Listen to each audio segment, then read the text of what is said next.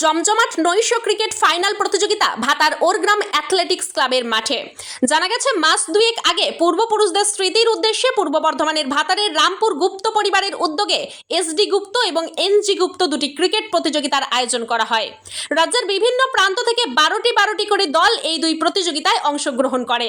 প্রতিযোগিতার চূড়ান্ত পর্যায়ের ফাইনাল খেলাটি দুটি ভাতারের ওরগ্রাম অ্যাথলেটিক্স ক্লাবের মাঠে শনিবার ও রবিবার জমজমাটি নৈশ ক্রিকেট ফাইনালের আয়োজন করা হয়। তবে গ্রাম বাংলার বুকে এই ধরনের নজরকাড়া আয়োজন মন জয় করে উপস্থিত ক্রিকেট প্রেমীদের। মাঠে উপস্থিত অনেকের মতেই এই ধরনের আয়োজন বড় বড় শহরে হয়ে থাকে। কলকাতার ইডেনে খেলা দেখার আনন্দ অনেকখানি মিল পাওয়া যায় গুপ্ত পরিবারের এই আয়োজনে। শনিবার রাত্রে জমজমাট সেই ফাইনাল প্রতিযোগিতার আনুষ্ঠানিক উদ্বোধনে বিশেষ অতিথি হিসেবে উপস্থিত ছিলেন পূর্ব বর্ধমান জেলা পরিষদের শিক্ষা, ক্রীড়া ও তথ্য সংস্কৃতি দপ্তরের কর্মাধ্যক্ষ শান্তনু কোনার, ঘুষকরা পুরসভার পুরপ্রধান কুশল মুখোপাধ্যায়, উপপুরপ্রধান বেলি বেগম, ভাতারের নিত্যানন্দপুর গ্রাম পঞ্চায়েতের উপপ্রধান জুলফিকার আলী, ভাতার পঞ্চায়েত সমিতির পূর্ত কর্মাধ্যক্ষ শেখ শফিকুল আলম, ওরগ্রাম অ্যাথলেটিক ক্লাবের সম্পাদক মিলন কুমার বিষ্ণু, সমাজসেবী বাসুদেব রায়, মীর নজরুল সহ অন্যান্য বিশিষ্ট ব্যক্তিবর্গরা। নিরাপত্তা পালনের মাধ্যমে কাশ্মীরের পহেলগাঁওয়ের জঙ্গি হামলায় শহীদদের প্রতি শ্রদ্ধা জানিয়ে ফাইনাল প্রতিযোগিতার সূচনা করা হয়। মুখোমুখি হয় ফ্রেন্ড সার্কেল গুসকরা বনাম এসডি গুপ্ত ক্রিকেট একাডেমি। মনোরম পরিবেশ এবং মাঠে অসংখ্য দর্শকের উপস্থিতিতে ফাইনাল ম্যাচ জমজমাট হয়ে উঠলেও দফায় দফায় বৃষ্টিতে বিঘ্নিত ঘটে খেলায়। শেষ পর্যন্ত প্রতিযোগিতার ফাইনাল ম্যাচটি অসমাপ্ত থেকে যায়। তবে গুপ্ত পরিবারের মানবিক এবং সামাজিক একাধিক কর্মকাণ্ডের প্রশংসা করেছেন পূর্ব বর্ধমান জেলা পরিষদের কর্মাধ্যক্ষ শান্তনু কোনার। তিনি বলেন, এই ধরনের জাঁকজমক আয়োজন যুব সমাজকে খেলায় আগ্রহী করে তুলবে। ঘুষকরা পুরসভার চেয়ারম্যান কুশল মুখোপাধ্যায় বলেন, মনোরম পরিবেশ, দর্শকদের উপস্থিতি এবং জাঁকজমক আয়োজন আমাদেরকে অনুপ্রাণিত করেছে। অক্লান্ত পরিশ্রম করে উদ্যোক্তারা যে আয়োজন করেছেন, আগামীতে যুবকরা আরও মাঠমুখী হয়ে উঠবে তাতে।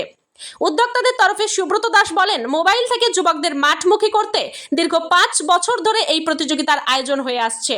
গুপ্ত পরিবারের উদ্যোগে এটি ক্রিকেট একাডেমিতে প্রশিক্ষণ দিয়ে গ্রাম বাংলার প্রতিভাবান ক্রিকেটারদের খুঁজে বের করে তাদেরকে জেলা ও রাজ্য স্তরে পৌঁছানোই আমাদের মূল লক্ষ্য। এই লক্ষ্যে আমরা সফল হয়েছি, তার জন্য আমরা গর্বিত এবং আনন্দিত। অত্যন্ত মনোমুগ্ধকর, রুচিশীল এবং বিনোদনমূলক আয়োজন এবং শিক্ষণীয় আবশ্যিকভাবে। ক্রীড়াক্ষেত্রে গ্রামের মানুষজন যে এরকম আয়োজন করতে পারেন এটা আমাদের জানা উচিত। এতদিন আমরা এটাই জেনেছিলাম শহরাঞ্চলে বিশেষ বিশেষ গুরুত্বপূর্ণ শহরাঞ্চলগুলিতে বড় বড় ক্রিকেট, ফুটবল একাডেমি তারা আয়োজন করতে পারে, কিন্তু আমরা দেখলাম যে নবগোপাল গুপ্ত এবং শিবদাস গুপ্তর স্মৃতির উদ্দেশ্যে তার পরিবারের পক্ষ থেকে এত সুন্দর এই ক্রিকেট খেলার আয়োজন করা হয়েছে। রাত্রিকালীন 2 রাত্রি ব্যাপী এই ক্রীড়া অনুষ্ঠিত হতে চলেছে। আমরা এখানে উপস্থিত হয়েছি, গতবারও এসেছিলাম, খুবই ভালো লাগছে এবং খুবই আয়োজন যুবকদের কতটা খেলাধুলা উৎসাহিত করবে। মমতা বন্দ্যোপাধ্যায় বাংলার মুখ্যমন্ত্রী হওয়ার পর থেকে ক্রীড়াক্ষেত্রে তার যে অবদান, বিভিন্ন ক্লাব সংগঠনগুলিকে অনুদান দেওয়ার মধ্যে দিয়ে ক্রিকেট, ফুটবল, বিভিন্ন জাতীয় আন্তর্জাতিক খেলার মান উন্নয়নে তাদেরকে উৎসাহিত করে এগিয়ে দেওয়ার জন্য যারা ক্রীড়াক্ষেত্রে উৎসাহী যুবক যুবতী, কিশোর কিশোরী, তাদেরকে উৎসাহিত করা, ছাত্রছাত্রীদেরকে উৎসাহিত করা এবং এইরকম যখন প্র্যাকটিক্যাল ফিল্ডে তারা দেখতে পাবেন যে এরকম উদ্যোগ কেউ নিচ্ছেন, তখন আরও তারা উৎসাহিত হবে। এই এলাকায় এমনি খেলা একটা সুনাম আছে, এখানে ক্লাবের প্রেসিডেন্ট আছে যারা মূলত উদ্যোক্তা, এই আয়োজক সংস্থা হিসেবে কাজ করছেন এই এত সুন্দর খেলাটি। স্বগতভাবেই এলাকার মানুষ যারা খেলাধুলা করছেন তারা সকলেই উৎসাহিত এবং উজ্জীবিত হবেন। রামপুরের গুপ্ত পরিবার দেখা যায় একের পর এক মানে এই ধরনের মানবিক কর্মকাণ্ড কখনো দেখতে পাই, কখনো কিছু ভালো মানুষ তো সমাজে অবশ্যই আছেন যাদের অবদানের উপরেই তো সমাজের এই বন্ধুত্ব টিকে আছে। পরিবারের উদ্যোগটা কী বলবেন? অত্যন্ত বড় উদ্যোগ, অনেকেই এরকম উদ্যোগ নিয়ে থাকেন, যারা নেন তাদের প্রতি আমাদের অনেক বেশি একটা অভিনন্দন রইল, আমাদের তাদের প্রতি আবেদন নিবেদন রইল যে আপনারা মানুষের পাশে দাঁড়াচ্ছেন, এইভাবেই দাঁড়ান, তাতে মানুষজন উৎসাহিত হোক এবং ক্রীড়াক্ষেত্র কেন সমাজের সর্বক্ষেত্রে আপনাদের হাত ধরে মানুষ উন্নতির আলো দেখুক, অগ্রগতির আলো। কোথায় কী চলছে? আমাদের এই টুর্নামেন্টটি দীর্ঘ 5 বছর ধরে চলছে, এনজি গুপ্ত ক্রিকেট টুর্নামেন্ট।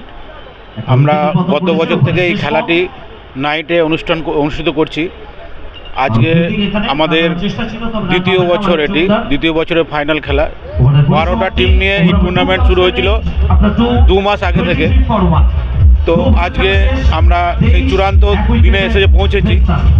আজকে দুটো টিম, একটা ফ্যানাটিক আজকে আমাদের একটা টিম হচ্ছে এসডি গুপ্ত ক্রিকেট একাডেমি এবং অন্যদিকে একটি ফ্রেন্ড সার্কেল।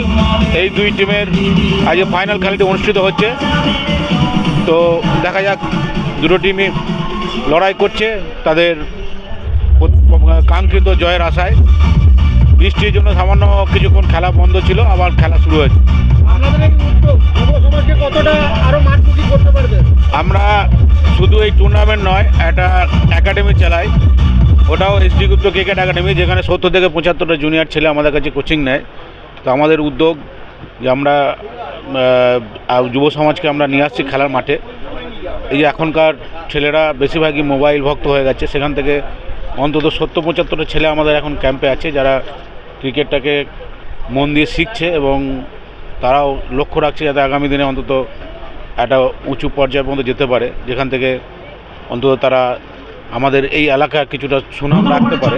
সেই আশায় আমরা কিন্তু একটা একাডেমিও চালাচ্ছি এবং এই টুর্নামেন্টও আয়োজন করছি। একাডেমি থেকে এখনো পর্যন্ত যারা বাইরে খেলেছে কতজন আছে আপনাদের? এখনও পর্যন্ত একটি ছেলে আমাদের এই বছরই আমাদের যে সিএবি ক্যাম্প, সেই সিএবি ক্যাম্পে 4 বছরের জন্য চুক্তিবদ্ধ হয়েছে এবং আরও দুটি ছেলে এবারে বিডিএসে সুযোগ পেয়েছে। দুটি ছেলে, অর্থাৎ বর্ধমান ডিস্ট্রিক্ট স্পোর্টসের টিমে সুযোগ পেয়েছে, আর একটি ছেলে কিন্তু এখন সিএবি ক্যাম্পে নিয়মিত প্লেয়ার। কতটা গর্ব?